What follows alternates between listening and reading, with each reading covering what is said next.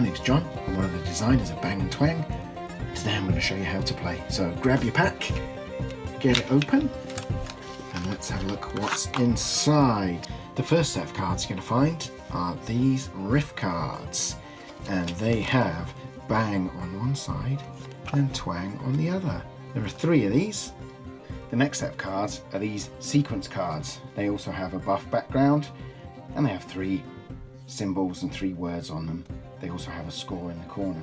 Now, there's a total of 16 of these, and there are 2 of each kind of sequence, but you'll notice they have different scores. You'll use these sequence cards in every game. The remaining cards, this beautiful rainbow of cards, are the special or tune cards. Now these ones are very easy to tell apart. There are 2 ways to tell them apart. Colour of the background, and if you have trouble with colour vision, then they each have a unique symbol in the corner of the card, so you can tell them apart. You only use 1 set of these. Each set is comprised of 8 cards, and you choose which one you want to use for each game. When you first start playing, we strongly recommend you use the green ones. They are the best cards to learn the game. And these have little tweaks to the rules, little bonus actions you can take, and things like stealing cards from other players. Fun stuff like that.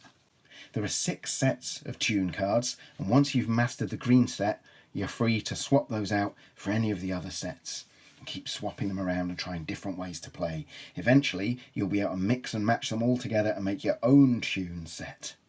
You'll also find your rules sheet, and this tells you everything you need to know to play the game. Hopefully it's nice and simple, but sometimes it's easier to watch a video to teach you how to play. On the back of the rules sheet, there's a QR code to scan with your phone, and that'll take you to the Bang & Twang website, where you can check out lots more information about the game. From the box you will have your sequence cards, you will have your riff cards, and you will have your special or tune cards. To start off, you want the green tune cards, so put the other ones back in the box or somewhere safe. Now, the riff cards go in the middle of the table where everyone can see them from the same side. It's important that everyone is viewing from the same angle, so you kind of need to sit in a horseshoe around them. Usually we start the game with Bang, Bang, Bang, but you can start it with Twang, Twang, Twang 2, or really any sequence, but we find it easiest just to start with them all the same way. Next, you've got your tune cards and your sequence cards, and these need to be shuffled together. Now, this isn't an enormous amount of cards, so we find the best way to shuffle them together is to lay out a few piles, deal between them as quickly as you can, and then put them together. Maybe give them a bit of another shuffle for luck, and that makes your draw deck. Now, each player gets 2 cards, and this forms their hand. We'll set up as if we're playing with 2 players just now, but you deal out 2 cards to each player. Now, each player takes a look at their cards. Now, in this demo video, I'll play open so you can see each player's cards. It's up to you. That is an optional way to play where everyone can see each other's cards. If you've got younger players, that sometimes is a good way to play, and you can all help each other. And of course, it's quite fun to hinder the adults if you can see what they're trying to do. If you're playing as just a group of more experienced gamers, then you might just want to keep your cards secret to yourself. So this on this side is player 1's hand. Now, we've got some choices here. On our go, what we're aiming to do is bank points. The points are shown on the corner of the card. And to bank points, you put the card down in front of you, face down, and this little pile of cards in front of you forms your bank. Now, you can only bank one of these sequence cards if it matches what's shown on the riff cards. On your turn, you can turn over one of the riff cards, or you can move one of the riff cards, but you can only do one or the other thing. If you match the riff immediately at the start go, you can bank your sequence.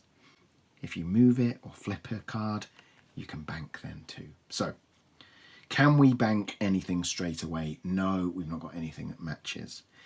Now, we know that we can flip a card and make it say Twang, so we could match Twang Bang Bang by flipping this card, and that would get us 5 points. Or we could flip the middle one, and that would get us 6 points. Well, let's do that. So we flip over that bang to a twang, bang, twang, bang, and we bank that card. And to show it's the end of our turn, we draw a new card. And now it's the next player's go. So they have some different choices.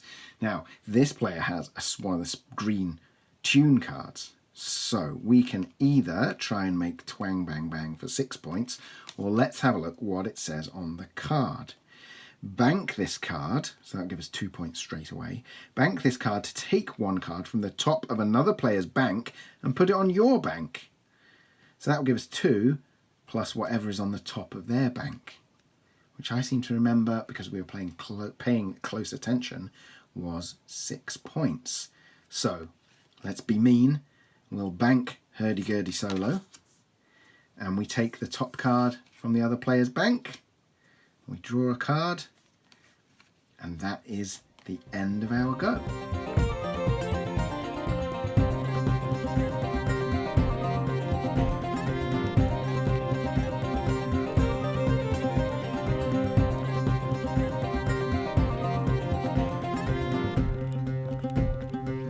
Now, as you can see, the draw deck has run out. So that means there's no more cards to draw. So let's see what happens next. Play continues as normal, with each player taking their turn and doing their best to score points. Now, eventually one player gets down to their last card, and when they bank their final card, so they have no cards left and there's nothing left to draw, that's the end of the game. The game stops immediately, so it's in your interest to be the first to finish, because that means you've had a little bit of an extra go compared to everyone else. And then we stop play and we count up the cards that we've banked. Cards that are still in your hand don't count for anything. They're just put to one side, and then you count up your scores and you see who's won. And if you want to, you can play a number of rounds, or you can just play one game and finish there. And of course, after each game, you can collect up all the, in this case, green tune cards and swap them out for a different set of tune cards, and that will change the way the game plays. Everything should be very clearly explained in the rules. They're not very long and they're nice and clearly written. But if there's anything that you don't understand, drop me, John, an email at john@handiwork.games, and I'll do my best to answer any questions you might have. Thanks for watching, and good luck with Bang and Twang. On our web store, you'll find some great accessories to add to your game, like the Riff coins. So these replace your Riff cards with these gorgeous enameled metal coins, and they work exactly the same way as the cards. So you flip those over to make different sequences. And they are absolutely beautiful, made by our friends at Campaign Coins.